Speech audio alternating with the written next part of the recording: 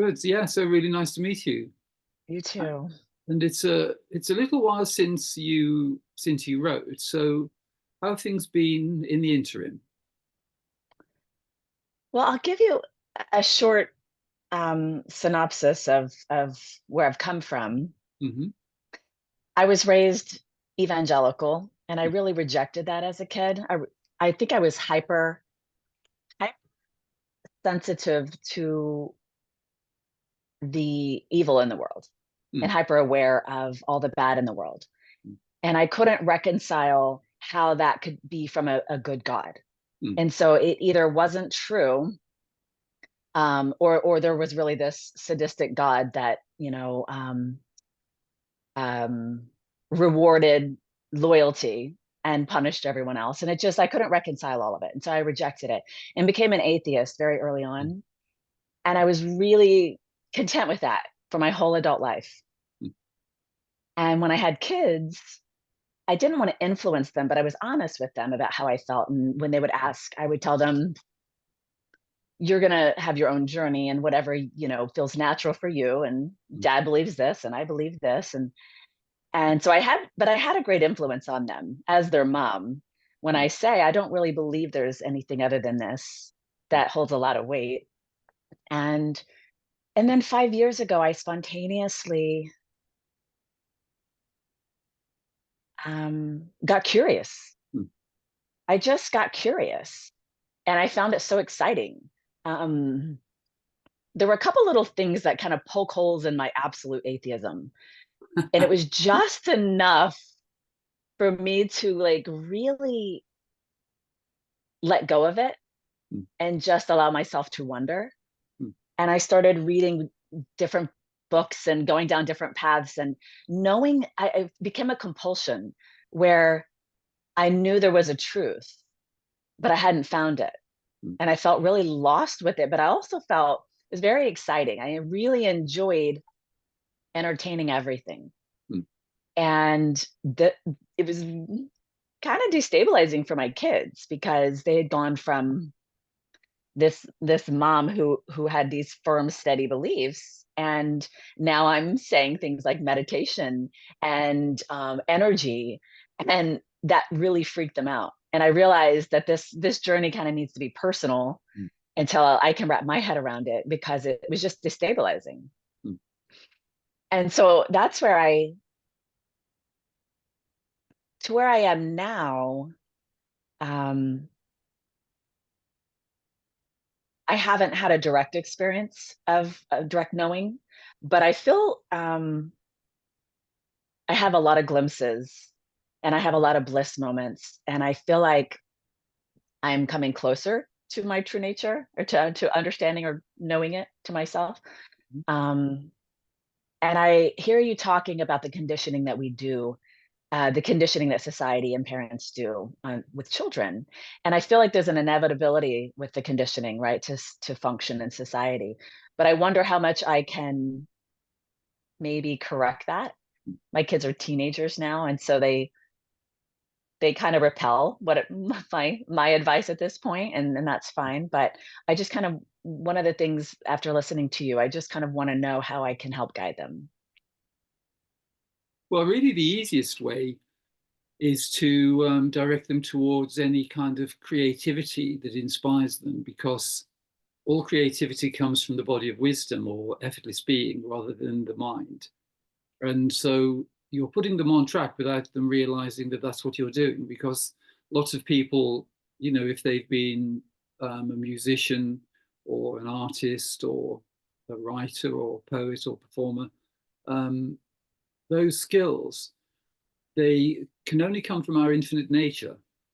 It's just that in this world, we're told that those skills are personal to us, when really people have access to certain abilities. They're like portals into their infinite nature, and we each have specific um, access.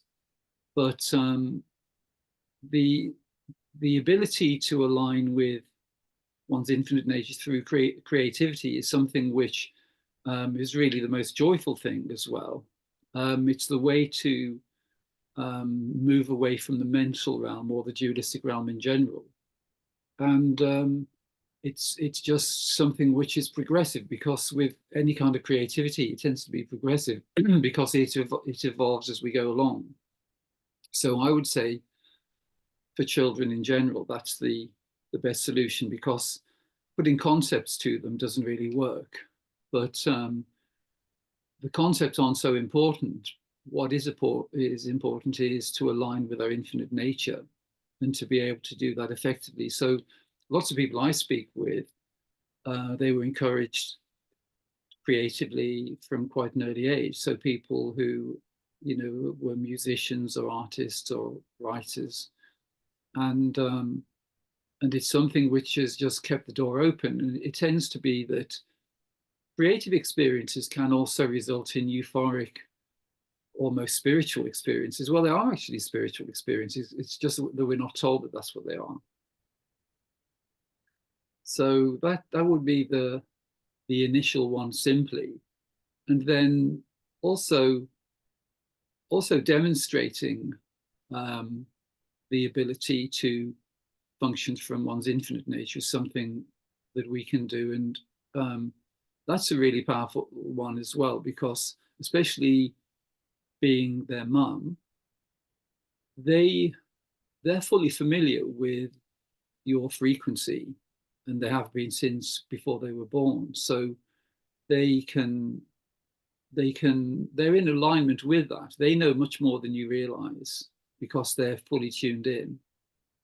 But I have a feeling that they're highly sensitive, to be honest with you. yes, They seem more sensitive and kind of evolved on a deep level yes. than me. Well, it tends to be like that with successive generations, because it's the evolution of consciousness and the evolution of the human race, but also it's something which is beneficial in both ways, because the parents can learn a lot from their children. So it's Yes. much nicer having children where you can learn from them, and having the humility to accept that that's the way it is. I've recently had that realization, a very profound realization that they are my teachers, Mm. and that just turns everything upside down. Yes, It's been pretty incredible. yeah. Of course, it's both ways, but it's knowing when they're teaching you and when you're Mhm. teaching them. Yeah. Yeah. So So yeah, I on this awakening journey, I feel like I'm reaching for it so much, and which keeps me from getting it. The grasping is keeping me from getting it. And I understand that these pointers are not for the mind. The mind's not going to grasp it. The pointers are for, your direct true nature to remember. But then I see people awaken during conversations with you, and I wonder how that happens because they're using their mind, well, or appear to be rather. yes. Well, it's something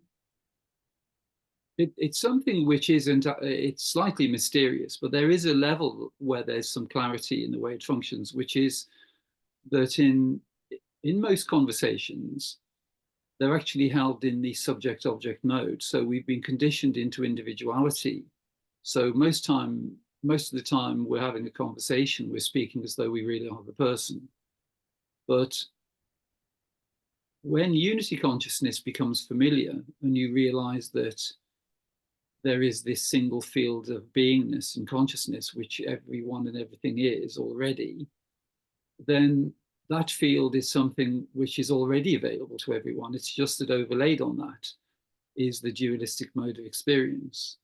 And so the way it's possible for there to be realization is because the beingness, well, it's the self revealing itself to itself, one could say. So it's that there is this familiarity already, because everyone is already fully in their true nature in reality.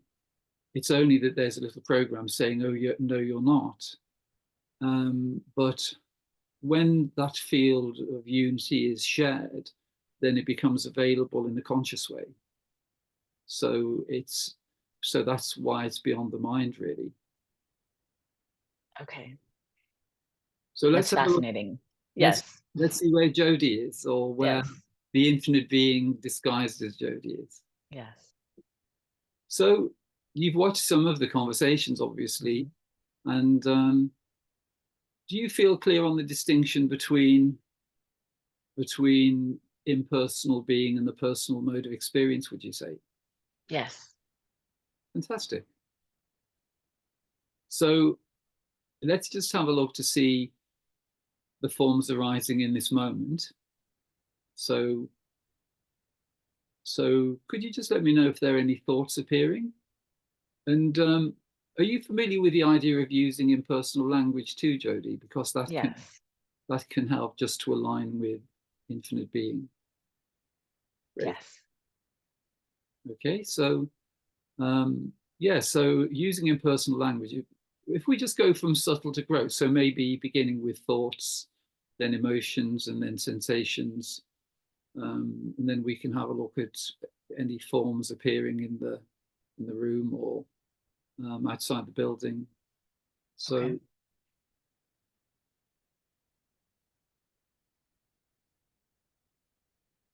Well, there's nervousness. And so that's kind of permeating. I'm feeling nervous. Um, let's just stop there a moment, okay. because we just need to look at that impersonally, because there's an assumption that the nervousness belongs to Jodi when actually it's putting two waves of form together and pretending that there's a relationship between them. But actually, you're you're the infinite field of awareness, which is just effortless, it's completely open, and forms appear within that. So the one form is the body mind called Jodi, and that is just effortlessly known by infinite awareness, which you've always remained as. And then there's also a little wave of nervousness, and the nervousness is actually due to familiarity with the personal mode of experience.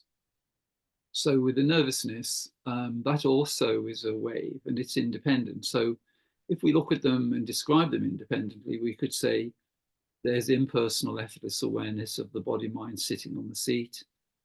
There's effortless impersonal awareness of frequency, which is being called nervousness. And actually they're known independently, because the awareness or beingness you've always remained as is knowing those two forms independently.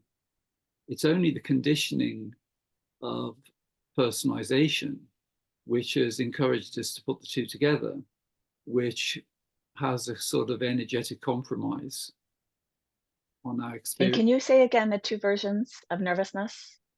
Yes, well, there's firstly the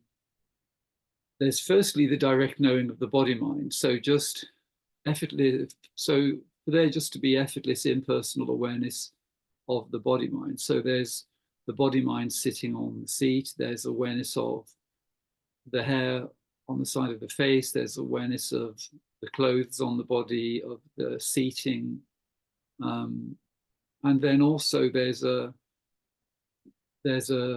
emotion which is called being called nervousness, and that emotion is actually an independent wave, and because they're actually the the emotional wave is actually appearing in the emotional body, because as you're probably familiar, we have 5 bodies. So there's awareness of the physical body in the physical environment, Mhm. and then awareness of the slight nervousness is arising within the etheric body, which is the emotional body. So they're known independent. They're actually independent. So Okay. is there impersonal effortless awareness of the physical body mind, and is there effortless impersonal awareness of a sense of nervousness arising within the etheric body? Yes. Great. So Yeah, go ahead. while that's really the simplicity of the distinction, because the conditioning is, through personalization, is putting two things together. So usually there's a level of consent to the personal mode, and we've given consent without even realizing. So we're consenting to the idea that we are the physical body mind because that's what everyone has told us since birth. Right. And then we've also been told that the emotional states belong to us on a personal level. But there's a kind of energetic sequence, because the idea of taking delivery of an emotion on a personal level requires consenting to the personal mode of experience for us to experience it in that way. Because really, you're this open space of beingness and awareness within which these forms are appearing. So there's the awareness of the body mind, there's awareness of the computer screen, awareness of a slight sense of nervousness, awareness of the light, awareness of other sensations maybe. And you're just the effortless open space of beingness and awareness within which these forms appear as waves. So they arise and then they fall again. So there's the sound of Jodi's voice, which arises, there's the frequency of the sound, and then it falls back into the infinite ocean of silence, of beingness. And then when David's voice is heard, then that also is like a frequency which arises as a wave out of silence and then just falls back into silence. I practice this where I sit and do effortless awareness, and I spend a lot of time throughout my day tuning into that effortless awareness. Fantastic. And but I easily just get sucked right back into feeling and owning Jodi and accepting all the invitations. Well, that's And fine. that's one of my questions is can you walk through how to decline? I understand the concept of declining it. I mean, the overarching description of declining the invitation would be not, not personalizing something, or not um, using a story for some experience. But in the moment, I and can you give an example of decline? Let's say somebody accuses you of something, and you instantly feel anger and defensiveness. Mm. Are you kind of like stopping in time and saying, I'm watching the body, I'm watching the sensation, I'm watching the emotions, and are you just kind of freezing time and walking through and kind of talking yourself down from accepting the invitation? It's simpler than that, really, because the key is to notice that the infinite field of beingness, effortless being, is primary and it's ever present. So in any moment, there is simply this open space of awareness. So the open space of awareness and beingness is unchanging. So that's like an infinite field of silence. And then arising on that field of silence, it's like a silent ocean of beingness. And then forms arise on that ocean. So they could be thoughts, they could be emotions, sensations, perceptions, anything really. And so when the clarity, it's the simple seeing that you're just resting as this open, neutral, effortless space of beingness all along. That's all you've ever been.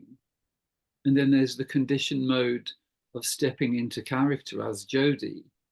But that's something which is optional because you don't need to do that. Actually, you can just remain as the infinite, impersonal, effortless being. And it doesn't require a practice because it's effortless. It's what you are before you engage the practice. So the practice is actually part of the game of hide and seek in a way, because initially the mind saying, well, Jodi, what you really need to do is you need to do some practice of effortless being. And if you practice it for long enough and spend enough time, you'll become quite proficient. But actually, it's there all along without any practice, because that's all you can ever be. So the sequence giving the example is when the simplicity of effortless being is just noticed. So there is just effortless impersonal being. right here in this moment, in this timeless moment. And then there's an option to step into the personal mode if you choose to, where you assume the role of being Jodi. But that's an option. It's the distinction between the impersonal and the personal mode. And it's also the distinction between being like an actor, which the infinite being is like the actor who can play any role. And then there's a character called Jodi. But realization is like becoming a proficient actor where you can just assume the role. It's completely convincing, but whenever you're playing that role, you know it's only a little role. Whereas this world's designed to make us take delivery of that role and to become so enamored with it that we just keep it going, and the script that's being delivered is having an effect on a, well, mental, emotional, and physical level. But when you know you're the actor, then you're just delivering the lines and you don't necessarily need to activate the mental, emotional, or physical levels. The mental level is there to utilize. So if you're accused of something, then there would just be silence initially, and then there'd just be like a quiet reviewing, and stating something in a neutral way, non-defensive, no need to take it seriously, because it's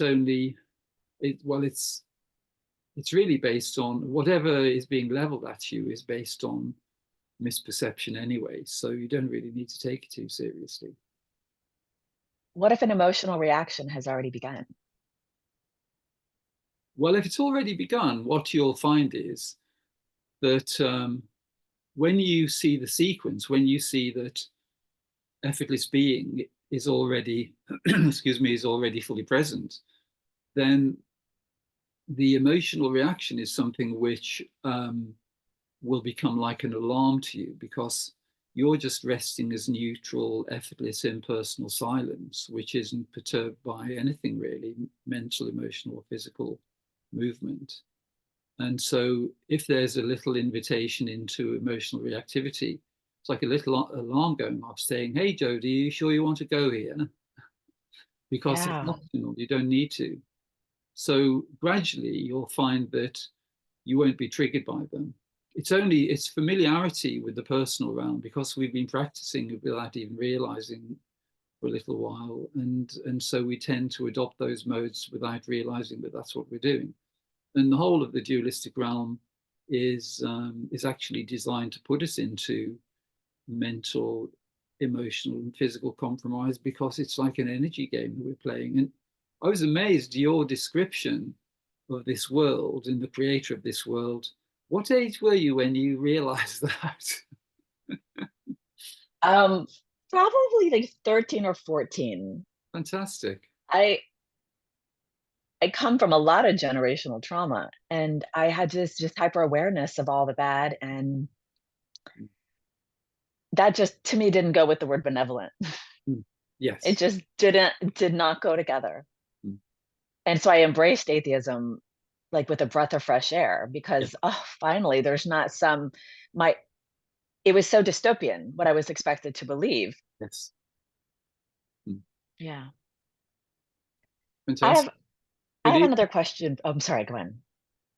so I didn't mean to interrupt you there, but really, yeah, it's just that actually there are two kinds of intelligence available on the human level. So the one you could say is God's intelligence, which is a combination of infinite love and infinite intelligence, which is available when we're residing in our true infinite nature as effortless being, because the body of bliss and the body of wisdom, they're both infinite fields of awareness and beingness.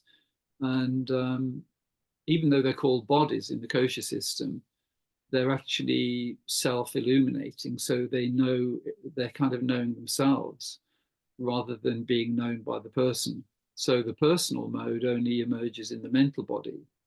And the combination of the mental, emotional, and physical is the dualistic realm. So it's the combination of the astral, the etheric, and the physical. And you see that there's a sequence really in the way they're experienced. So the mental realm initially, as we venture from attributeless being through infinite bliss into effortless being and then on into the dualistic realm, the mental realm emerges first, and then the etheric realm is in relation to the mental realm. So the emotions tend to be in relation to the delivery of concepts, and then there's an effect of the etheric body or the emotional body on the physical body. Yes. But it's I find understanding, that fascinating.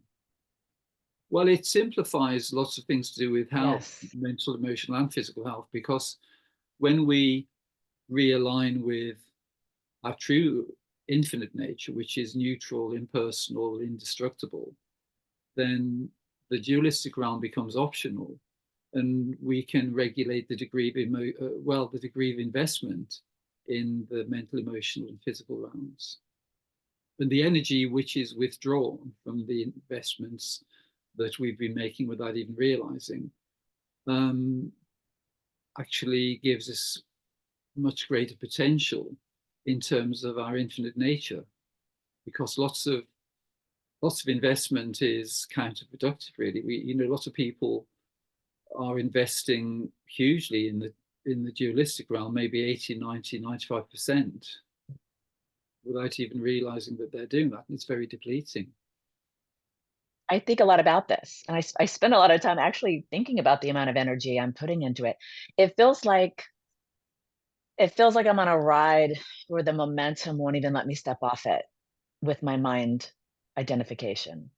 I understand all of these concepts. They make so much sense to me. It feels like the truth to me. It feels absolute to me, but I can't yet get off the ride, Well, or I feel like I can't. it won't take long. Well, the truth is, you're already off the ride. The ride is optional, and when you when you're just describing the arising of forms, what I could sense when we were talking about this distinction between awareness of the physical body mind and awareness of the etheric body and awareness of the arising of anxiety or nervousness, there's already complete clarity. You could see that distinction really clearly. Yeah, Now, I feel like I do understand. well, the only way you can see that distinction is actually when you're looking at the physical realm and the etheric realm from the body of wisdom or effortless being. Because if the mind was engaged, then it would actually be energetically invested in the emotional and physical realm. So to be able to see the distinction is only possible from effortless being. So there is already complete clarity. It's just that because when we take delivery of the body mind, we're not told that it's wired to these two systems, that there are these two intelligence sources. And the one, which is our infinite nature, our infinite potential, which is delivering all the creativity, all the potential. The distinction isn't made between that source and the source, which is a sort of energetic kind of intelligence, which is inviting us into investing our energy in the dualistic realm without realizing that that's what we're doing. And the way that we can just sever that is to become familiar with function from effortless being, which doesn't really require a practice. It's seeing that it's just there, and the simplicity of effortless being enables us to review the mental, emotional, and physical realms, and knowing that they actually manifest in that sequence makes it much easier to regulate the investment in them. Because lots of things, for instance, if you take physical health, so lots of people are addressing physical health on the level of the physical body through medication or whatever the allopathic treatments are. And And then the emotional level is being dealt with largely by, things like therapy or counseling, that kind of thing. And then the mental realm can be addressed in different ways, but, like spiritually can be through things like meditation. But when we see that we're actually resting as the infinite, impersonal, timeless, effortless, omnipotent, indestructible being, we recognize that investing in the mental, emotional, and physical realms is optional. So you can see that by firstly withdrawing to our infinite nature, that's actually amends the functioning of the mental, emotional, and physical realm. So initially it begins to quieten the mind. And then when the mind becomes quieter, the emotions settle. And then when the emotions settle, the physical body regains a sense of balance. So it's much more effective to bring the dualistic realm into alignment from unity rather than trying to address the issues on their own level, because we're only really addressing the symptoms then. And if there's, say, there could be some mental identification which is resulting in the emotional content, then even if we, lots of people, they're doing things like, meditation, and it can bring temporary relief. But because the identification with the mental realm is primary, we can only gain temporary relief, because as soon as we resume activity, we're straight back into the personal mode. And it's really simple, Jodi. I'm sure you've seen one or two of the conversations where I speak about the distinction between impersonal being and the way we adopt the personal mode by using words like I, me, or mine. Because it's so utterly simple, really. In this moment, you're just resting as impersonal, effortless, timeless being. And everything is being registered in impersonal, effortless, timeless being. So there is awareness of thoughts, there's awareness of emotions, there's awareness of the physical realm. And they're all known by impersonal, effortless being. So we can, when we see that it's all being registered in impersonal being, then we can actually remain as effortless being and just notice the forms arising rather than doing anything with them. The tendency we have is to engage the mind, and then the mind is commenting, and then the commentary can give rise to emotional disturbance, and then the emotional disturbance gives rise to physical discomfort. But it's but engaging the mind still feels compulsory. It still feels involuntary for me. Well, it's really because the mind is both a transmitter and a receiver. And it's just that the conditioning we've had is to be taking delivery of the content which is being beamed into the mind from the dualistic central server, which is designed to get us to take delivery of it on a personal level and for us to believe that they are our thoughts. And if we're believing them to be our own, we're actually consenting to our energy fueling that system. Whereas when you actually realize that they're being delivered as invitations and you don't need to take delivery of them, then the tacit consent involved in taking delivery of them comes to an end. I look forward to figuring that out. I think a lot about it. Well, let's just have a look at that. It's quite interesting the way the invitations work, because the dualistic central server is it's infinitely intelligent, but it lacks compassion or love. So what it's trying to do is keep you completely engaged. Mhm. And it's quite interesting just to watch from moment to moment the way those invitations are being delivered, because there was a thought which was just delivered there, which was a real giveaway, which Yeah, was, that I haven't figured it out yet, that it's somewhere in well, the future. yeah, it's, you're in this moment, you're the effortless, impersonal, timeless, omnipotent, indestructible being. And you have this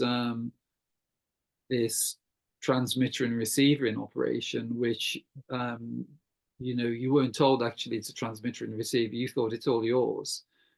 And so when the dualistic central server listens to this conversation, because it's actually symbolized by the all-seeing eye, the all-seeing eye on the pyramid, on Hmm. the dollar bill.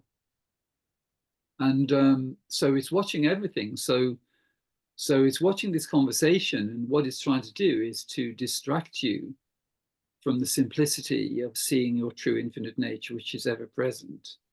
So we're talking about the fact that you are already and can't be anything other than this infinite field of beingness and awareness. So it ingeniously delivers a thought which says, "Oh, I think about this a lot," which is Hmm. amazing. It's Yes, absolutely so ingenious the way it does that. it is. It is. There, I get stuck in these traps. I also think that somehow, Even that's even sorry to interrupt you, Jodi. yeah, Even but even that phrase. So it I literally know. ceased Yes, the conversation, and then it just said, "Oh, I get stuck in these traps." yes, But you can't get stuck in traps because you're the infinite timeless being. Nothing traps you. yeah,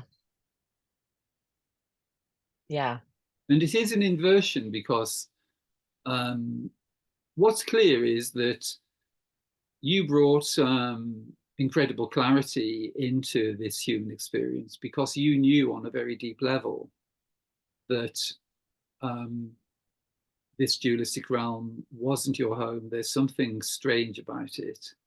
And so you were very decisive in just saying, well, I'm not going to have any part in this. And you saw through the religions, you saw all of the mind programming and the conditioning and hooking up everyone energetically into, things like guilt and blame and shame and all those things which keep people involved.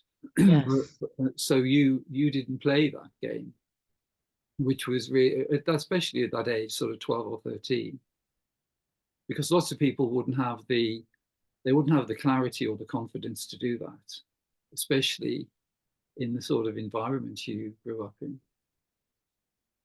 yeah. It was more of a rejection of it. It's just more of just a rejection Mm, of something that didn't make sense to me. mm, yeah.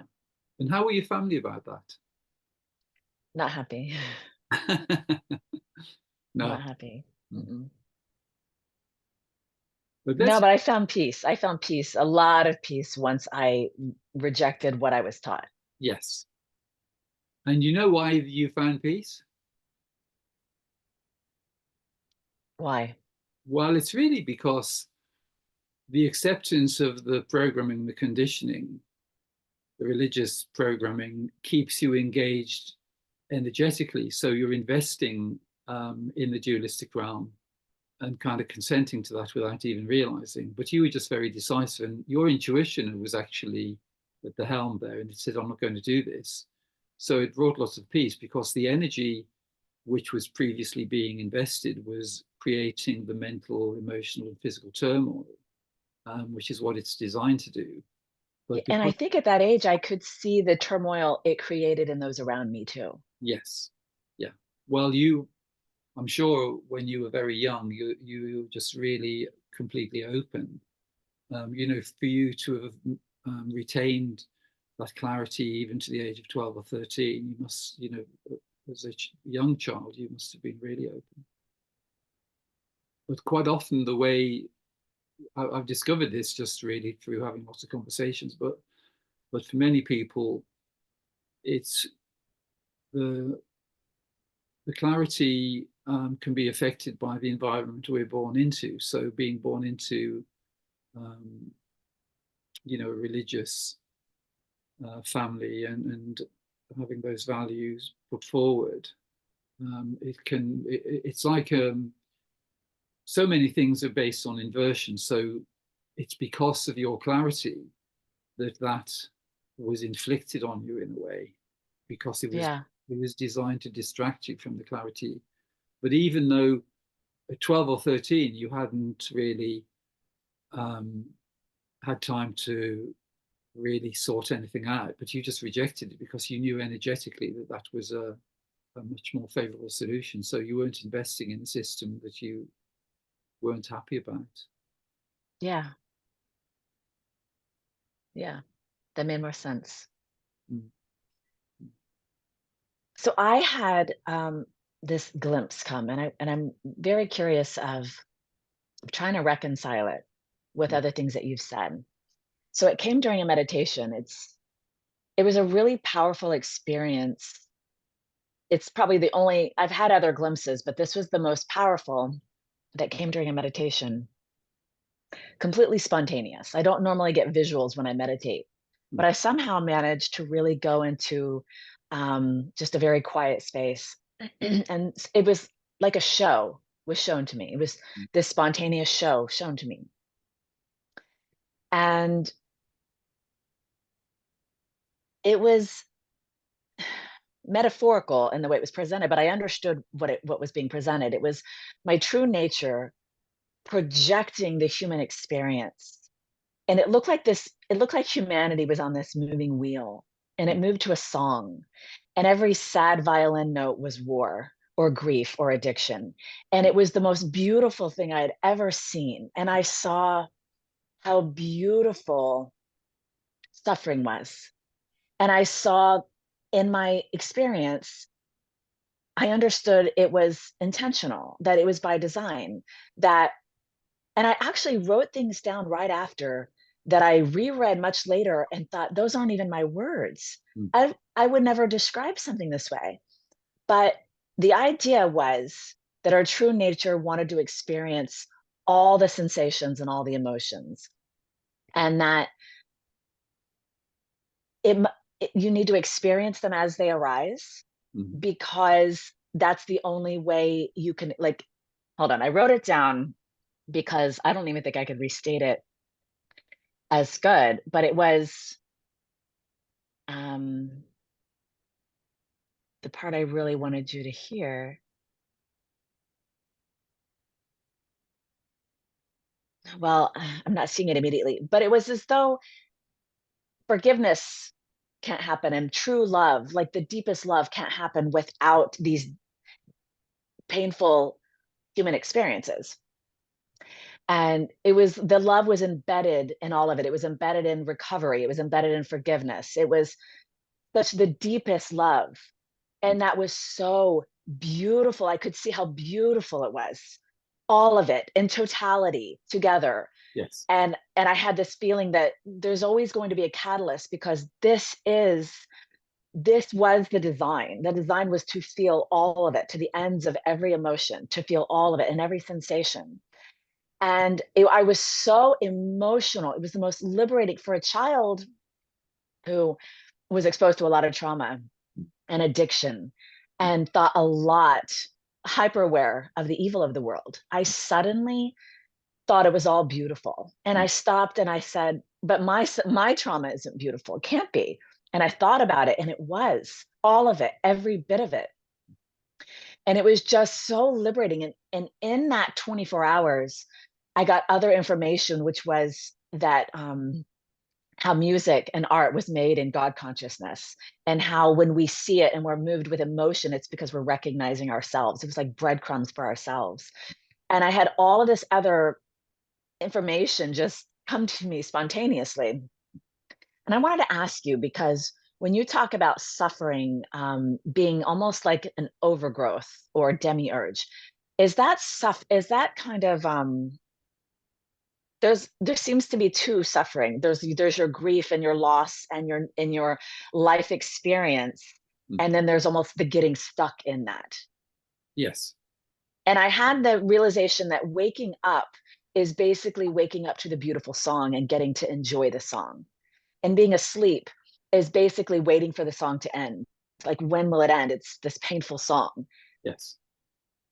What do you think about that? Well, you're spot on, I feel, you know, in the way you describe it. Really, what you're describing is that the level of knowledge which was present in that experience was to do with a particular frequency level. And would you say was there an emotion predominating, or was there clarity and neutrality predominating? So you saw it. How long I ago think it was was it? clarity. This was about 6 months ago. Great. Yeah. And So it felt blissful in yes, the sense of the liberation of, oh my God. Like, sometimes I would feel like the world's on my shoulders with everything going on in the world. It's this burden that I carry, and I want the world to be better for my kids. And suddenly, all the worry that I had for my kids, will they suffer with addiction? Will they have this? Will they have that? All of a sudden, it didn't matter, yes, because it was all part of this totality of experience that I yes, designed myself. yes. Yeah, exactly. Well, the the level, there was a frequency level. The way you describe it, it was actually within effortless being, because effortless being, the lowest level of effortless being is neutrality, and then it goes up through various frequencies. So it can go through things like love, compassion, and then it can go to euphoria, and then the clarity and various levels of knowledge as well. So you're seeing the dualistic realm from a level of unity, and you're seeing the bigger picture of what's involved there. And in a way, it's the game we're all playing, really, because everyone begins and remains as the infinite timeless being, which is a field of infinite potential. And then sometimes we have experiences which are just extremely limiting and have a huge sense of contraction. And the the way it develops is that there's the option to bring consciousness in, and so lots of humans, especially if they experience things like glimpses of consciousness, it's really when there's an opening into a particular frequency level. So it can be a heightened experience, because each of the koshas are divided into 7 main frequency levels, which they relate to the colors of the rainbow. And they also relate to the chakras. So it's the same color system, so red at the bottom and violet at the top. And so what's really developing is the option to be able to consciously function from any of those levels at will, rather than just having them happen occasionally. But it's understanding the structures and understanding how they operate, because when you know initially, well, effortless being is really the key to all of it, because your experience describes that. So because it was a heightened state, you would have been, were there any predominant colors, would you say, in the experience? I don't recall. Hmm. But because there were feelings of bliss, it would have certainly been in the top 2 or 3 frequency levels in the body of wisdom, in effortless being. And so that's really a foretaste of what's possible, because those levels will become accessible. And it tends to be that they become accessible just as you need them. So when you need to know something or experience something, it's just available. But it's because the the game of forgetting really is the programming of individuality is putting us into limitation. So it tends to, the dualistic realm, putting it quite grossly really, is trying to keep us in the low frequencies. So all of the invitations really, they're into personalization, and they're it's the dualistic realm is really like a computer game. the objective that we have is to get through the game and not invest energetically. But the game is trying to get us to invest completely, so that all the energetic potential we have to experience the whole range that's available is closed down into limitation. But it is fundamentally only like a little game. But what becomes available is the option to be able to utilize each of those levels at will, so that we're not limited by them. And the key is actually quite simple, which is, well, it's as Nisargadatta says, which is we just remain as the infinite impersonal being, and then we regulate the degree of investment in the personal realm. So when you do that, you find that you're moving primarily in the frequencies available in effortless being, in the body of wisdom, rather than directing attention and energy into the dualistic realm. And then we use the dualistic realm in a selective way, really. So the mental aspect. So again, the mental body is divided into 7 levels. So at the bottom, it's things like fear and hatred and those kind of things. And then the high levels are to do with things like love and compassion, but still actually on the level of duality, because the mental realm is still the dualistic realm. So you can have this sense of really heightened love, but it's still a dualistic form of love. Whereas the highest level of love in unity consciousness is universal love. And they're quite different, really. Yeah. I've experienced a lot of, over the past year or two, really heightened compassion for other people and wanting to pray for other people. Really just profound love for everyone. Yes. That where I get stuck is in my family, when as a mom and as a wife, the emotions get elicited and I get wrapped right back in the duality. Well, you were given that experience, which is it allows you to see that you can function mainly within the body of wisdom in effortless being, rather than reverting to the mind or the emotions. And the way, actually, in your email, you were describing that that there are certain experiences your children are having, and previously you'd be on the roller coaster ride with them, but now you can step off and you can watch them, and you can maintain neutrality, because that's really the key. The conditioning in this world is to get us to invest in the emotions that we're seeing. And for someone like you, where there's hypersensitivity, all your life you've been able to tune in with people and perceive what they're experiencing, and you've just thought it's normal. But not everyone can do that.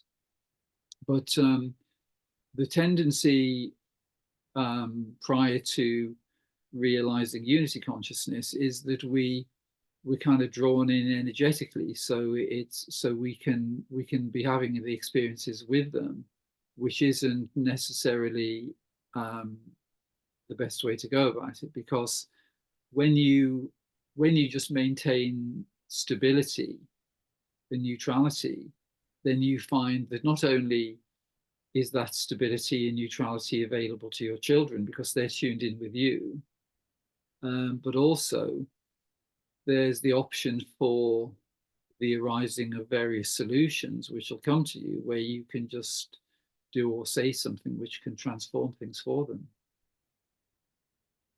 Yeah. But really, the key thing is knowing that the whole dualistic realm is designed to obscure your infinite potential. So your potential is off the charts, really, but the dualistic realm has tried to keep you engaged in limitation. So saying, oh, look over here, look at this little limitation, and trying to keep you mentally and emotionally engaged, when really the solution is in effortless being. And the more you align with your infinite nature, the solutions appear. And the way you describe the ability to maintain neutrality and see the depth and enrichment in the whole experience is available to you. So even with things like mortality, like all the conditioning we've had in the world, it's conditioned parents into this absolute dread of losing their child. And obviously, on the human level, that's quite an intense experience. But from effortless being, it doesn't have that impact, because you realize that you've remained as the infinite, effortless, timeless being. Your children never became those children, really. They've remained as the infinite, effortless, timeless being. And you're all just having a little, playing a little game, really. It Where, feels like having children might be part of the design of remaining in duality.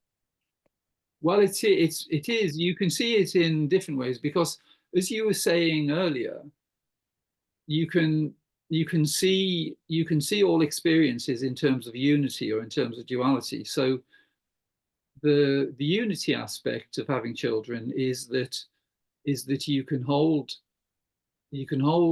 all beings within one's own awareness. So rather than the subject object mode, believing that you're Jodi and then you have these children, you, the infinite being, remain in your stable, imperturbable nature, and then there's awareness of the body mind of Jodi, and then there's awareness of the children, and they're just all waves arising in that field or ocean of unity, and it's just like a little play. And on that level, it's really delightful. But when we switch to the dualistic mode, and we're engaged in that way, then it can be a pretty intense experience. And but you'll find that those aspects are optional, because it's really just becoming familiar with all the different options that are available. It's like when we take delivery of the body mind, we're not really given the instruction booklet when we get it. So we're sort of fumbling around, and we're doing all sorts of things which are counterproductive because we don't know how to utilize it.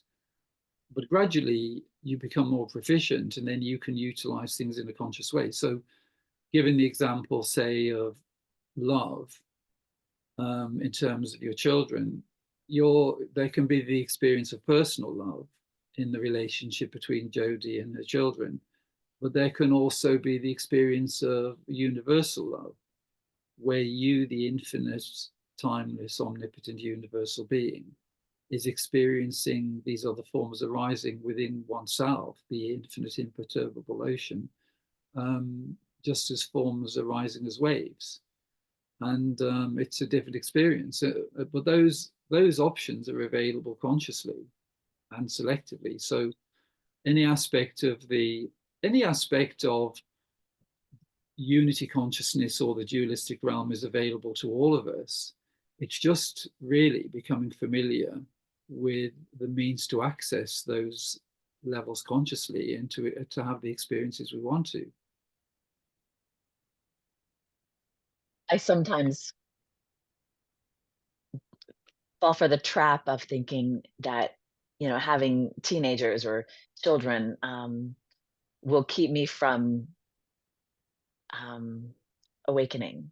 When with that glimpse, and I could see the beauty of all the suffering in the world, and I could see the beauty of my own suffering. I still can't quite see the beauty of my children's suffering. It's a bridge too far. It just feels too difficult. But you're saying it's possible. It's possible. Yes, well, it's really the maternal um, programming um, is installed, and that is very powerful.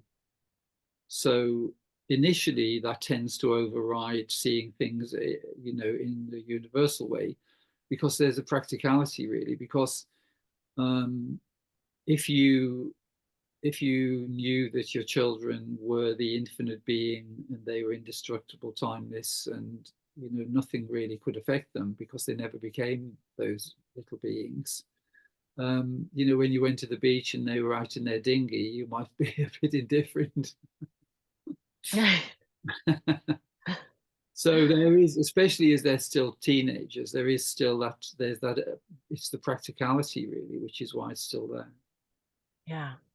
But it's having a default mode, which is really the only sensible place to be in the human realm, which is that we're having the full-on experience. So you're having the full-on experience of being a mum, and everything that goes with that, all the challenges, and then the diversity of all of the different personalities, and you know, the different personalities of your children, and you know, people in your family. But then the only sensible way to be is to realize that actually the dualistic realm is ever changing. So at any moment, any aspect of it can just collapse. And unless we're actually prepared for that and we accept that wholeheartedly, then it can be very painful.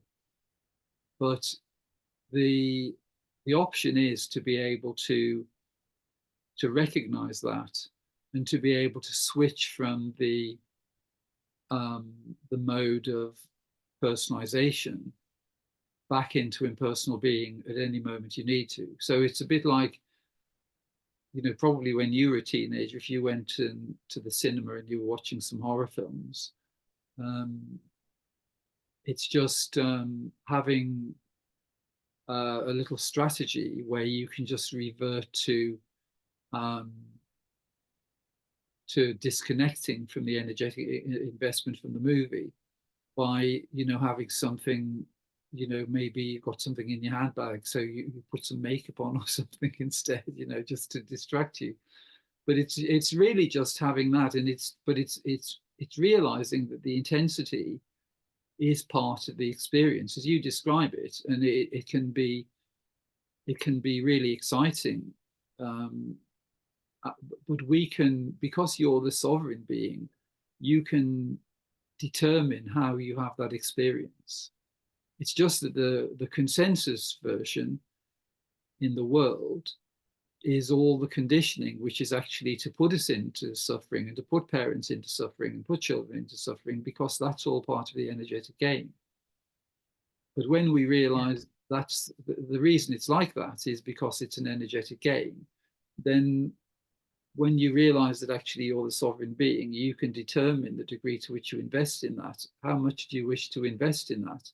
And you can regulate the experience, and you can determine beforehand the degree of investment. And then if something happens in life, then it doesn't really break your stride in the same way as it would if you know, most people in the sort of consensus reality are living life as though, you know, if you look at the mainstream media, for instance, like the news portrays things as though unfortunate things only happen to a very few people. You know, the rest of us were all really fine. But the reason it's like that is because that's supporting the energy system, so that when we all have experiences of dramatic transformation, most people are off their guard. Oh, I can't believe this happened to me. Hang on a minute, you're in the dualistic realm, you know, death, sickness, accidents, illness, old age, and suffering. What do you expect? You know, so, Yes. but when you know that it's like that, when there's that realism, then you can have the full-on experience, but you can immediately change from the movie back to impersonal being. That's so interesting because I had actually written that down to ask you because I often imagine my experience as my infinite being watching the Jodi show, Mm, and it's just on this impersonal level. mm, But then even when you are sitting in a theater watching a scary movie, you feel like you're in the movie. Like you feel pulled in, and that's how I feel as my impersonal or as my experience is I get kind of sucked in, even though I know it's just the Jodi show. It's yeah. not real. Mm. I get sucked into it just as I would a movie. Well, you'll soon be able to regulate that, because the sovereignty of your true nature means that you actually decide the degree of investment, of energetic investment in any aspect of your life or your experience. And when you know that, then you exercise that option. It's just that the residue of the conditioning is still running to some degree. So you're adopting the personalized mode because that's what you've been conditioned into, because you've been conditioned into serving the dualistic matrix, as we all Yeah. have. Someone you were speaking with recently said that mind identification is a belief. And that blew my mind. Just stated so simply that that's just a belief. Yes. So as much as I long to not be mind identified, I still don't know how to turn off that belief.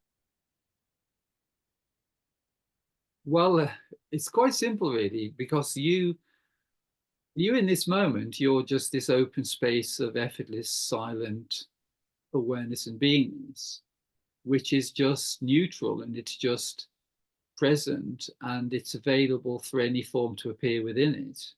So thoughts can appear or emotions can appear, but you, the unchanging awareness, you're not affected by any of those forms.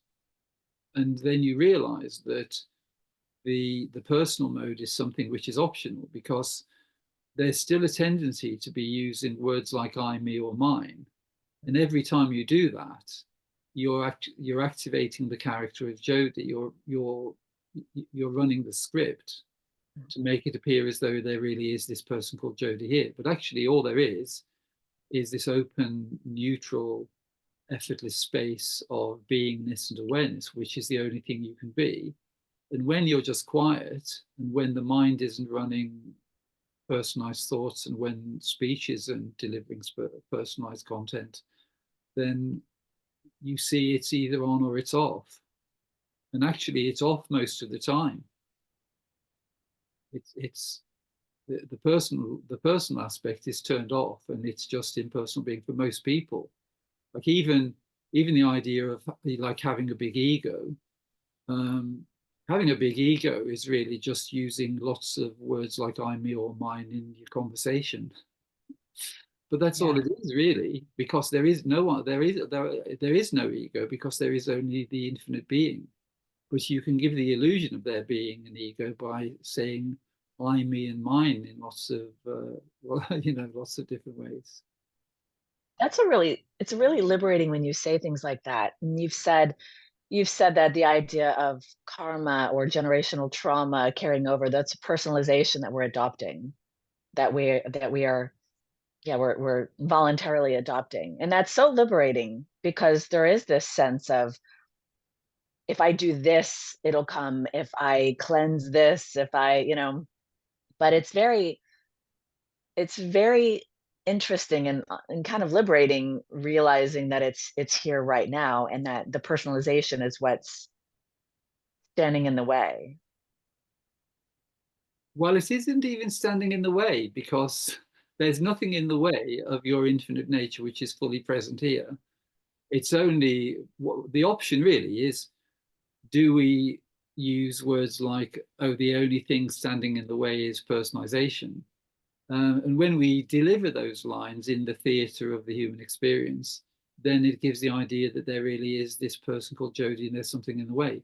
But until you uttered those words, there was just the open space, the infinite ocean of effortless, timeless being, which you've always remained as, just waiting and smiling um, for the next opportunity to step into the personal realm and have a bit of fun, really. Yeah. But that's all it is. But all of the, all the stuff, the therapy, the releasing, the welcoming, it's all entertainment, really. It doesn't, you don't go anywhere to it, because the only way we can have those experiences if we firstly adopted the personal mode. We have to show up as a person to be able to engage in any of that content, really, because when you're just resting as the impersonal being, and you can't be anything other than the impersonal being in this moment, you're just the impersonal being. That's all you can ever be. The option is, do you step into Jodi's boots or not, and pretend that you're Jodi? And the only way you do that is by using words like I, me, or mine. If the infinite being just asserts the clarity of its independence and impersonal nature, it can just say, oh, there is awareness of some words like I, me, or mine, which are inviting me into a sense of personalization. Do I want to play that game or not? And that's all it is. But in this moment, there's no obstacle, there's nothing obscuring anything, because everything is being registered in impersonal, effortless awareness. It isn't Jodi knowing anything. It isn't the mind knowing anything. You know, there are maybe emotional fluctuations or mental fluctuations or physical fluctuations, but actually all of those forms are being registered directly in your infinite impersonal nature in the body of wisdom. Yeah. And it's already fully known. It's just there's this little option, and it's like a 0 or a 1. You Mm-hmm. can remain as the 0, which is impersonal being, or you can step into the 1. You can activate the 1 by saying I, me, or mine. Okay. I know there's no practices involved, but I feel like if I approach that as much as possible, the impersonal language and thoughts, I feel like that'll be helpful. It's helpful to know it. It's helpful to know that we can use those words to make the distinction between impersonal being and the personal mode. But we only need to do that once or twice, really, because once you've seen it, then you've seen, well, actually, it's obvious that there is only impersonal being. And there is an option for personalization by using certain words or thoughts. But you don't need to maintain it as a practice, because that's the dualistic central server saying, hey, Jodi, what you need to do, if you keep practicing this, you're going to get there. Yeah. But that's really just job creation by the dualistic central server. Yeah. You don't need a job, because any job is in the dualistic realm because it involves effort, whereas you're the infinite, timeless, omnipotent, effortless being, resting in your true effortless nature all along. And the only way you can have a little excursion to make it appear as though you're not that is by entertaining some kind of effort or practice. But the effort or practice, it's hilarious, really, like all the meditation, all the different practices aimed at taking us. Because I remember I practiced meditation, and the practice we were told, well, what you do is you sit for a few moments and then you introduce the mantra. And then if you do this for years and years, or maybe even lifetimes, eventually you'll get back to your true nature. But what they didn't tell you is actually you're resting as the infinite impersonal being before you introduce the mantra. You're that before you start. And Yeah. actually, the practice is just a form of entertainment, because you're the infinite eternal being with a bit of time on your hands, and you just think, well, what can I play? But that's Right. all it is, really, just a little bit of entertainment. Yeah. When I listen to your videos of people having realization, I feel like in that moment, I'm right with them. And then after the video, I'm back where I was. I feel like I don't quite I feel like I'm reaching it, and then I realize I haven't. That's happened a few times. It's amazing, really, Jodi, because everyone, watching those videos or watching this conversation, um, would realize that there is full knowing of your true nature. So you, the infinite being, when one's true nature is being described from the level of one's true nature, then it's recognized. So as you're watching the video, there's total clarity in knowing of your true nature. It's just that the dualistic realm, because it's an energy game, and it wants to keep the dualistic seeking show on the road because it keeps you energetically engaged. So it's just watching, and it's just waiting for the point where the person realizes their true nature, and then it delivers some devastating thought to say, "Oh well, you haven't got it, have you, Jodi?" But Yeah. that's all that's happening. I had a conversation with a lovely lady actually from Scandinavia, and she described that. She was saying that she was watching a conversation I had with a Canadian guy called John, and she said, "Oh, I was with it all the way along. I could feel everything. I could feel the whole experience." And then he got it, but I didn't.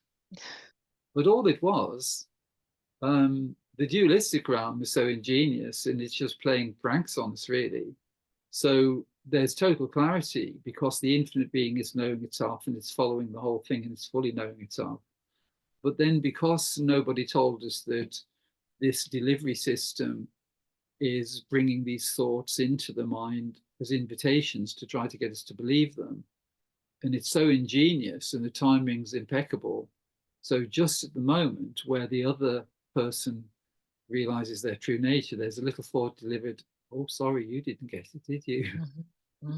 But that's all it is. Yeah. Okay. Because, Declining that. I've got to figure out how to decline that. well, you don't even, that's a I really, see the problem in that. you see that invitation, Yes. because you're the you're already the infinite, effortless, timeless being, and you don't need to decline anything to be in your true nature. So, Right. so the idea of declining the invitations is just, it's just really to see that it's just to see that you're like the sun, and then there are these clouds going by, and we've been conditioned to believe that as the clouds go by, they obscure the sun in some way. But we weren't told that we are the sun, so it doesn't matter what the clouds are doing.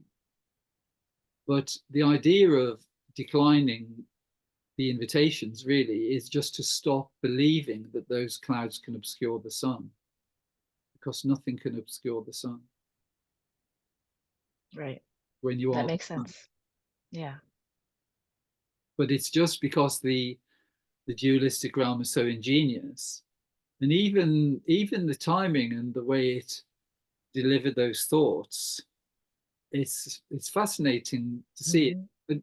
But it's a good way to unravel the way it works, because the dualistic central serve is actually very predictable, because it's watching the conversation and it's watching every little move and every little subtlety in the conversation, and then it's delivering the most devastating option to try to draw you straight back into the dualistic realm.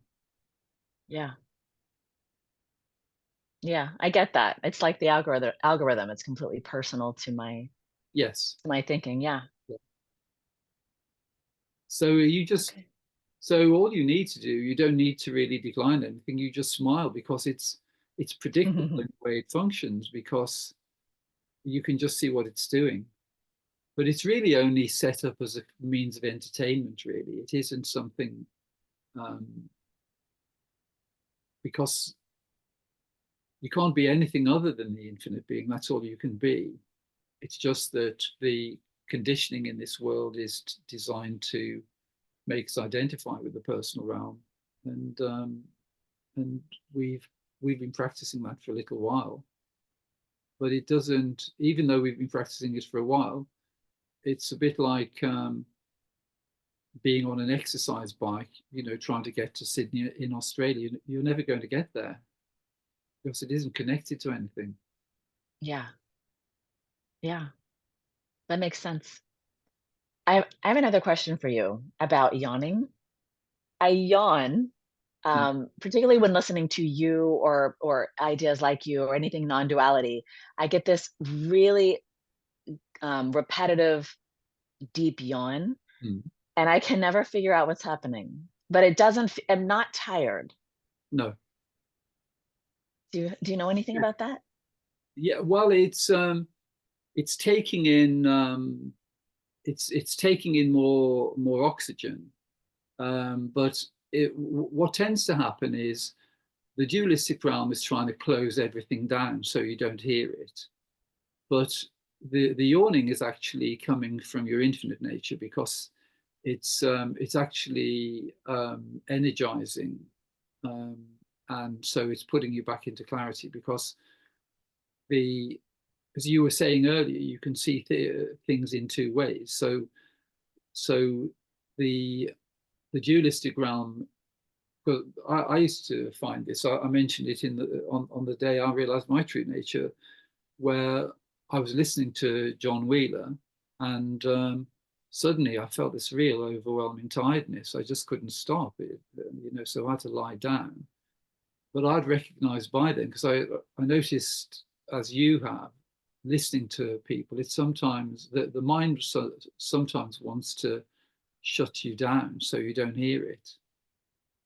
But the yawning is Yeah. actually when it's when your infinite nature is just turning on the turbocharger again, so you can get to hear it. Oh, I love that. That's fascinating. 'Cause it definitely feels, consistent, where, Yeah, like, there's something here, there's something here, this going is on. Yeah. yeah, okay, Mm. thank you. I'm gonna see if I have any other questions. I had so many questions for you.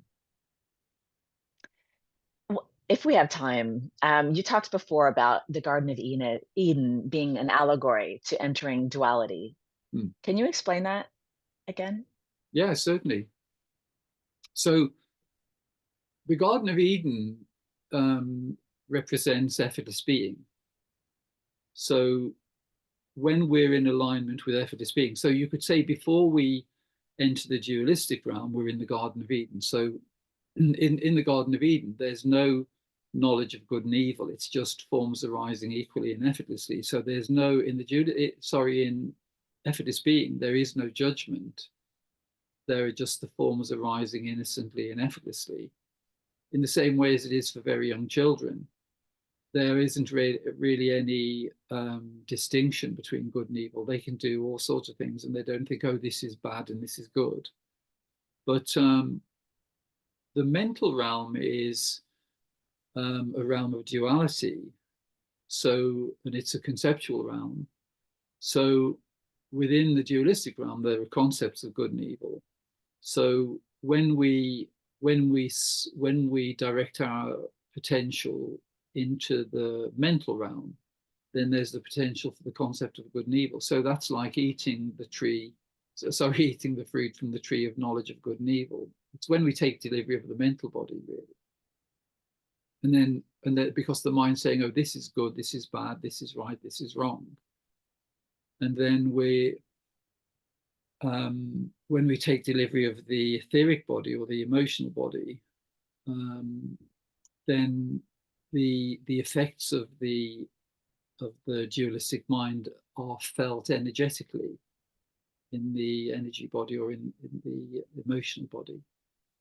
And then we take delivery of the physical body, and then the emotions and felt energetically in the physical body. Oh, that's awesome. That's fascinating. That makes so much sense. Thank you. Good. But you never left the Garden of Eden, Jodi. You've always been there. Yeah. Yeah. Yeah. You get the idea from the Bible that what's done is done, there's no returning, Mm. but you can always return. Well, you've never left. You never left. Yeah. Yeah, I like that. It's just a little dream, Yeah. the dream of duality, which never really Yeah. happened. Wild. It's a wild old game, isn't it? Yeah. It really is to go from thinking there's nothing outside of this physical realm Mm. to now contemplating this reality. Mm. It's so amazing Mm. and exciting and interesting. Yeah.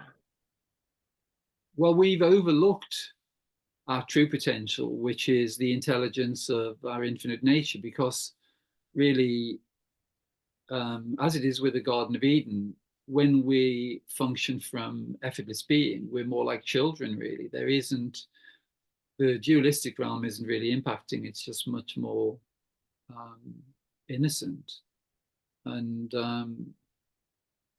but the intelligence of our infinite nature actually takes care of us. So our main responsibility is for it to be really light and playful and unified.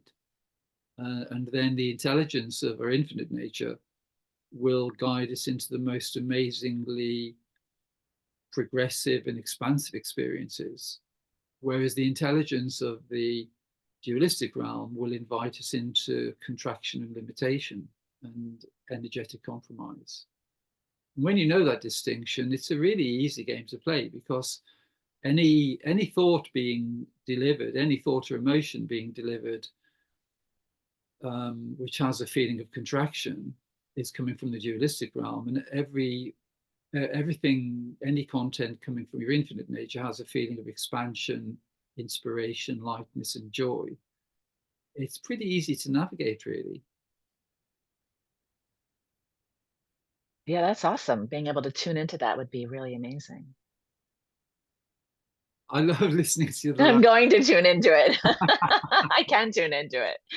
It doesn't feel like I can, but Well, I, it's like a little picture. So you're the infinite timeless being in this timeless moment. And on the one side, there's a delivery system which is coming from your infinite nature, which is benign and expansive and infinitely loving, infinitely joyful and unified. And then on the other side, there's the dualistic delivery system, which is inviting you into contraction, energetic investment in the dualistic realm. And and so you're so you're always resting in your true infinite effortless nature, and then you just have the option to play. So it's like having two friends. So you've got the one friend, and he's really nice, and he really loves you and cares for you and will do anything for you. And then there's this spiteful little neighbor who just wants to take advantage of everything and deceive you. yeah, But when you know that you're the infinite being and you know the game, um, it's an easy game to play.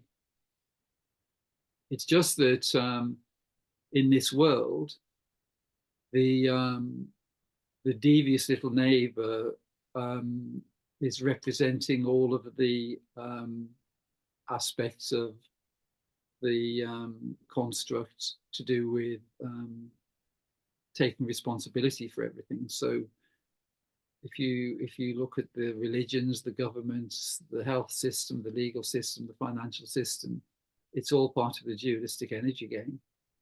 yeah. Well, on that, can I ask one more question? Of course, as many as you Okay. like. And you knew this when you were 12. Yes. Yeah. Yeah. Although where I get stuck on this right now, um, I had an experience volunteering at a former concentration camp in outside of Berlin, and when I was trying to get there, I got dropped off in a neighborhood and no one spoke English. And ultimately, when I got there, I had asked the people running this, it was an archaeological dig actually. And I had asked them, wow, who would buy a house around a concentration camp? That's so crazy. And he had said, no, no, they built the concentration camp in the middle of the neighborhood. And this never left me. It was so profound for me, the idea that that was literally in their backyard. Mm, And people were so desensitized and so radicalized, mm, and because of the propaganda, mm, that they became they adjusted to it. mm, And when I hear people say turn off the news, um, or the media is always just lying, I worry that you could easily put your head in the sand and tune out, and then that's when things like the Holocaust happen, when you tune out. And so I have this vigilance in me, and I have this strong sense of justice and wanting. So I have noticed in the last 6 months or so being less consumed Mhm. by politics. I say Yeah. politics. I don't really think of it as politics at this point. Politics is very different than what's actually happening right now. But I feel a little less consumed with it, but I still feel a duty to remain vigilant. Yes. And I'm trying to reconcile that with accepting what is, and accepting with my glimpse, knowing that there's always going to be a catalyst. And so the way I've understood it is that I shouldn't be paralyzed by it, that I can remain active in my life and doing the good, but not being paralyzed by the possibilities. How do you see that? Yeah, in a similar way, really. My feeling is to be informed. I watch the mainstream news occasionally, mainly to find out what they're trying to get us to believe.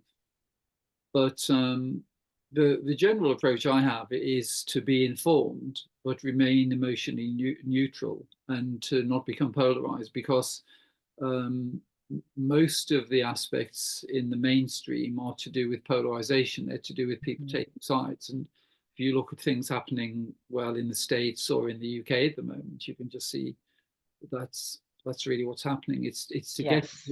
the dualistic realm wants everyone invested um, energetically in one of the polarities.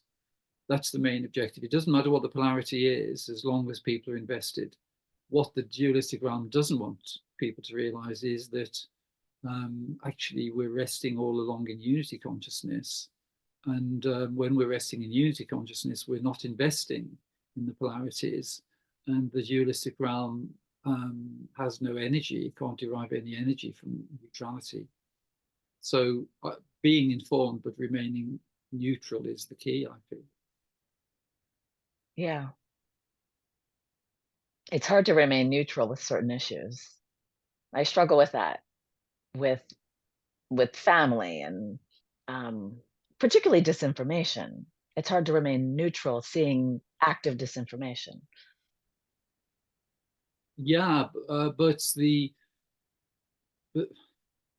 there's a level at which um, it just seems sensible to not, uh, to be affected by it, because really the whole of the dualistic realm is disinformation. Everything from the moment of birth is disinformation. Wow. Yeah. Everything from when your parents started calling you Jodi, that's when the Yeah. Yeah. disinformation and misinformation started. Yeah. And then it continues right through the education system, the media, the entertainment, absolutely everything. Yeah. Yeah, I could see that. Okay. That's helpful. Thank you. Let me see what else I have. Um, I think we've touched on a lot of it. Um,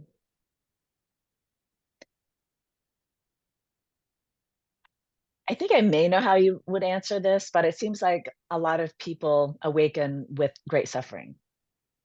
That there's somehow maybe a giving up, or the yeah, just kind of a giving up allows space to see reality.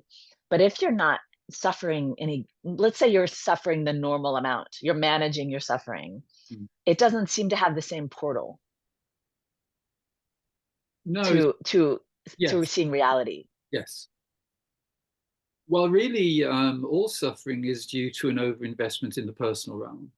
So we're investing energy in concepts or identification and all sorts of experiences, and so the suffering is due to overinvestment, because everyone in reality is remaining in the neutrality of effortless impersonal being, which actually rises from neutrality to bliss.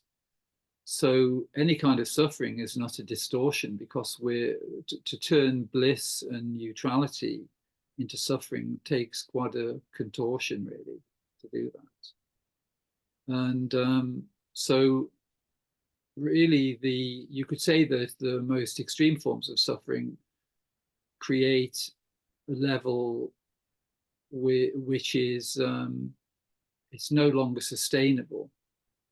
So what happens then is there tends to be the investment in the dualistic realm is so extreme and intense that all we can do at some point is just let go. And when we let go, we realize that the contraction of the suffering is only due to the investment that we've been making. We don't realize we've been doing that because we're not told that we're the sovereign being and we're actually regulating the degree of investment. Everything in the dualistic realm is encouraging us to invest more and more. And Wow. so when we see that it's only through the overinvestment, which we didn't realize we were doing, then we immediately return to our true nature. So lots of people are catapulted out of the mental, emotional, and physical realms, out of the dualistic realm, back to effortless being, because that's where we are all along.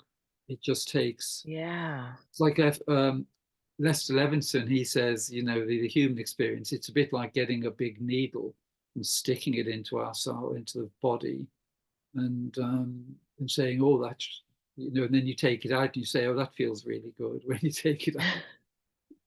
Yeah.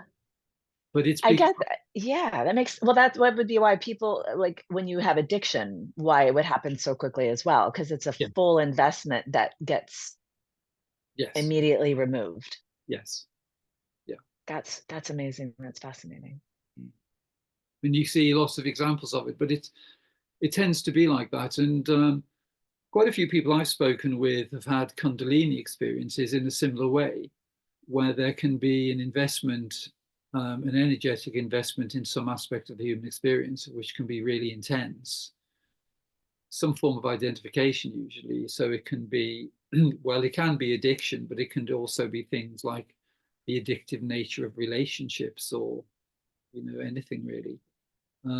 But sometimes there's a forced sort of relinquishment of the investment, and that can result in a Kundalini experience, because all the energy we've been investing in that dualistic experience, which has taken a huge amount of energy, that energy can no longer be invested there. So it's experienced as Kundalini. So it's like this life energy, which you experience directly.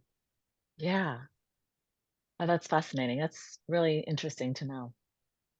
And well, it's knowing that that's really what we're doing. The more we're acknowledging that we're resting as effortless being, and it's the dualistic realm which is optional, then we can regulate the investment, and the energy which previously was being invested in the dualistic realm is withdrawn, and it's aligned with our infinite nature. So the potential which is available in terms of our infinite nature um, is really enhanced.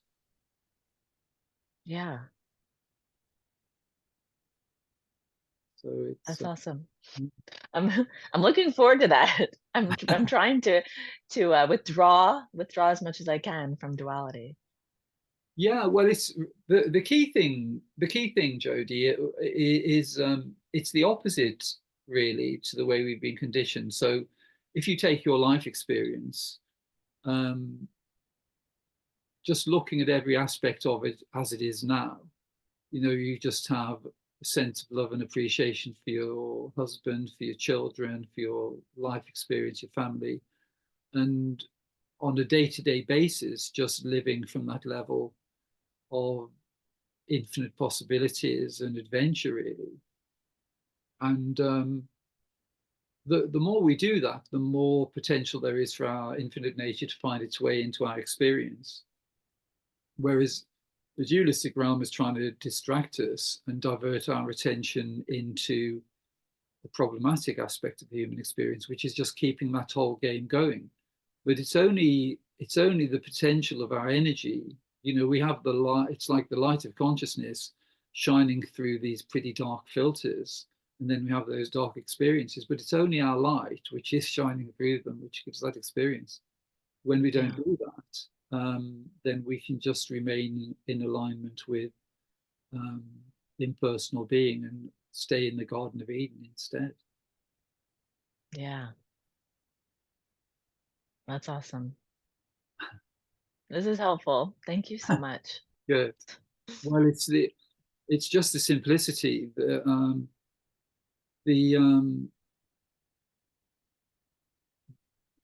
conversations I have, sometimes it's like being an employer, but you have to make people redundant, because it's Yeah. because Yeah. effortless being is when you're just redundant of the effort of the dualistic realm. Yes.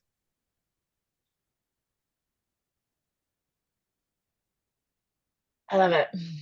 So Yeah, and for and well, with my go ahead. no, I was just going to ask you in this moment if you could just let me know the forms appearing in this moment, Okay, yeah. The forms. arising in impersonal effortless awareness. So are there any thought forms? I don't notice any thought forms.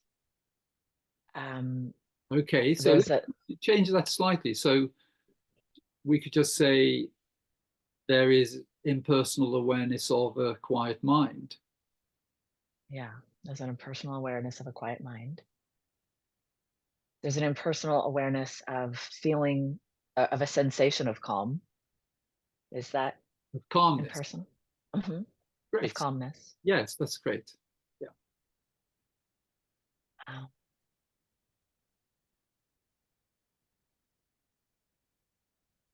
There's an impersonal awareness of the room and the light, Hmm.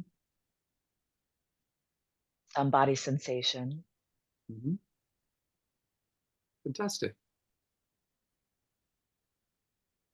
That's realization.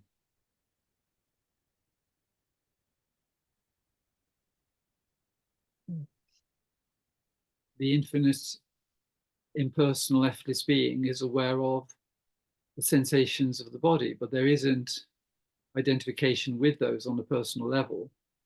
So that just demonstrates that the identification which you've been conditioned into is optional, and yeah, you exercise the option of remaining as the impersonal effortless being when noticing the sensations arising in the body. yeah.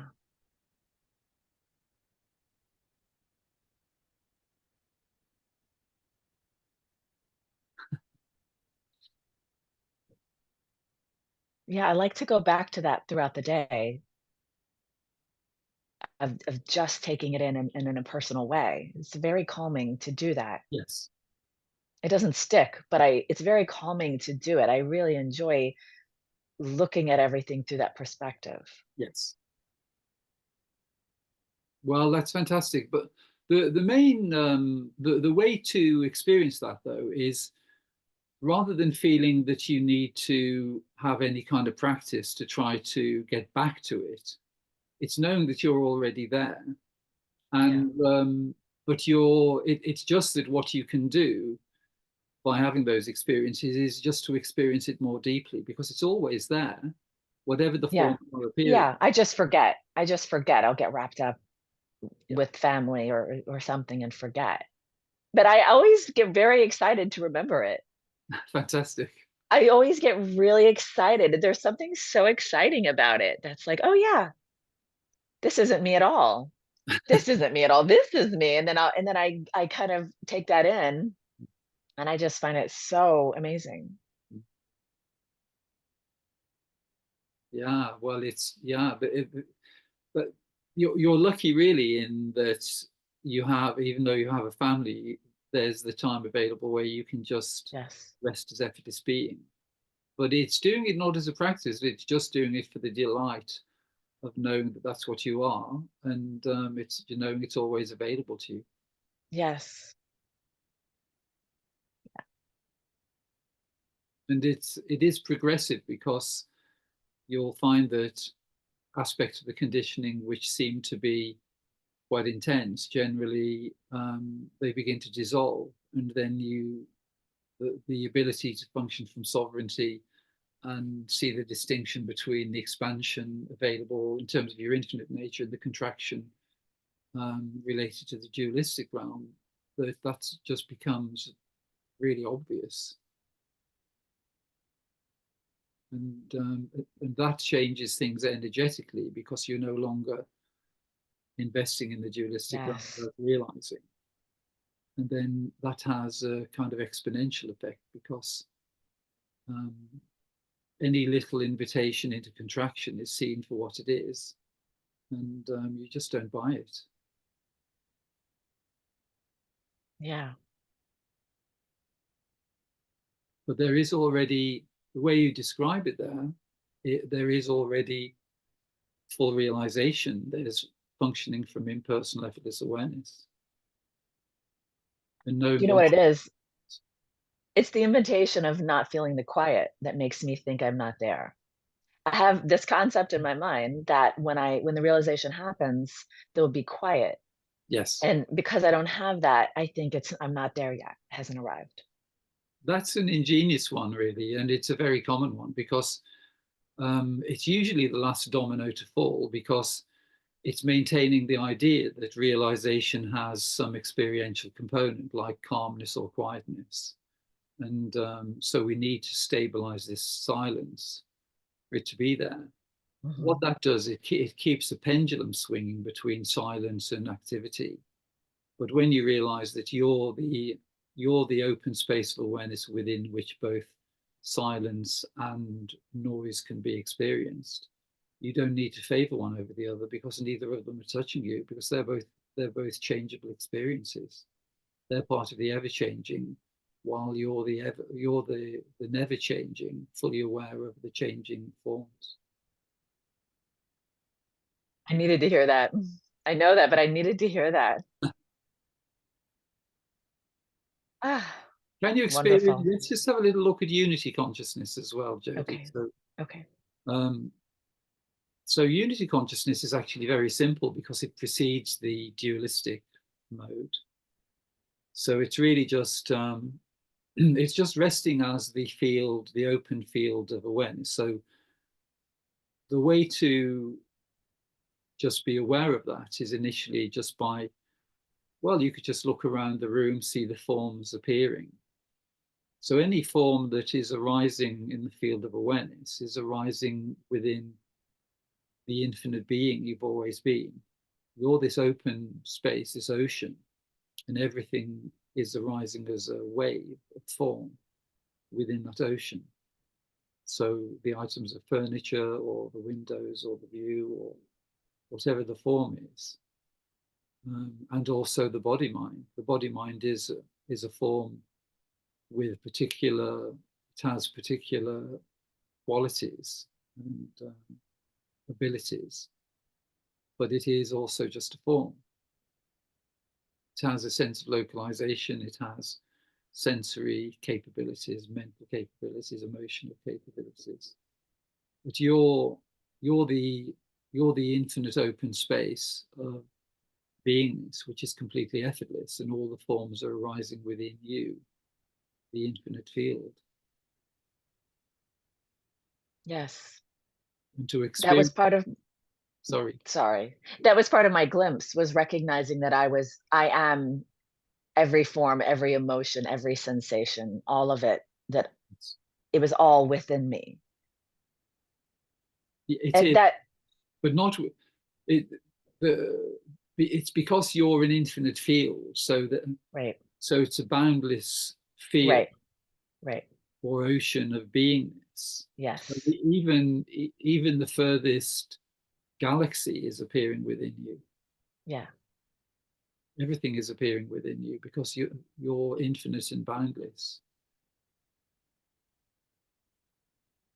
Yeah. Yeah, that glimpse told me that, and I wrote that down, not even really identifying with it, and I don't think I think about it a lot. I still don't have to have that direct recognition, but I think about it a lot. Well, let's see if we can just have a direct recognition here. Okay. Yeah. So, because that was just a little invitation saying you don't have the direct recognition, because all you've ever known really is unity consciousness. That's all anyone knows. It's just that overlaid on that is the subject object mode and the delivery system of the thoughts and the emotions. But they're Yeah. just rising within this field. But you're the field. That's all you are. And whatever is arising in that field is arising within you. And it isn't on a conceptual level, it's directly known. Yeah. So there's the direct knowing of these two voices.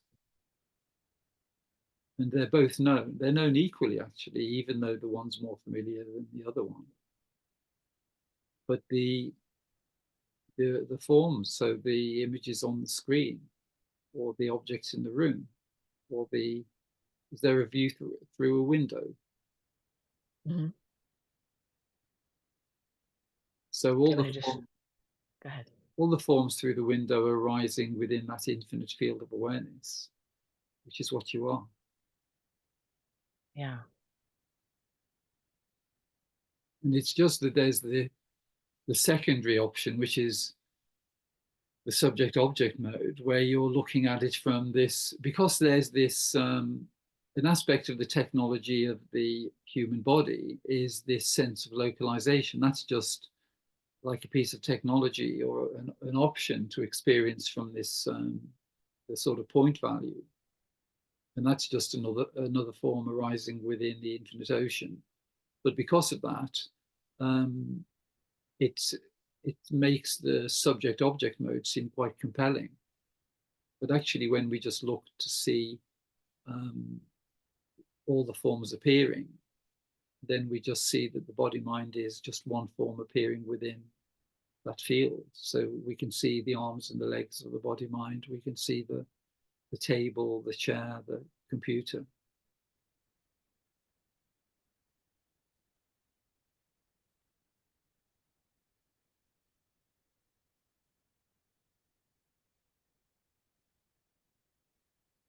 Yeah.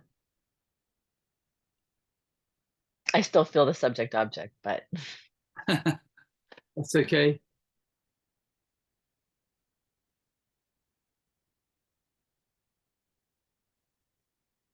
Just watch in sequence, just for there to be awareness of forms arising in sequence. So there could be there's noticing of the head moving. There's noticing of the eyes blinking.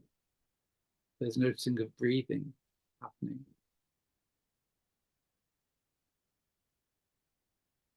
And when those forms are just known impersonally, then there isn't a sense of it happening for anyone. They're just forms arising within this open space. It's just the conditioning has been to make us believe that we're having them on a personal level. yeah, I totally understand that. And I feel like I'm grasping for that direct recognition. It's totally effortless though, because the grasping is the dualistic realm trying to keep you engaged. Mhm.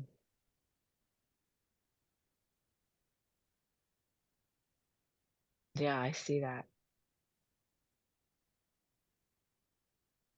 It's what's available is there's the clarity which is coming from your infinite nature. Like in this moment, what you can see is there's the clarity of the recognition. So from impersonal being, there's impersonal awareness of the hand resting on the face. There's impersonal awareness of the two voices. And there's total clarity within that. But then simultaneously, there's a delivery system of thoughts, which is inviting you into personalization to try to get you to say something like, oh, I see that. But that's just a little invitation into the personal realm. Mhm.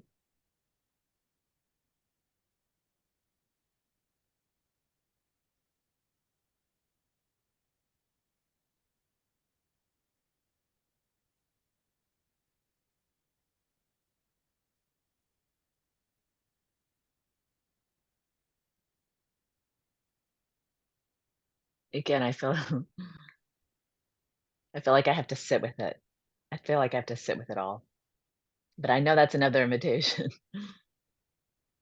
Yeah, well, it is, but in another way, um, what you could say is that the infinite self is actually predominating, and so the sitting with it, what's described as sitting with it, is really the integration of impersonal leftist being into the human realm of experience, and that's really what's taking place. And it is a process of integration, because from the conditioning of the dualistic mode to be able to function from impersonal being is something which is progressive. So it's something which will become easier and easier, but it doesn't happen through practice really. It just happens through noticing that it's already the case. Yeah. This has been so wonderful and so helpful. I've been so excited for this conversation. Good.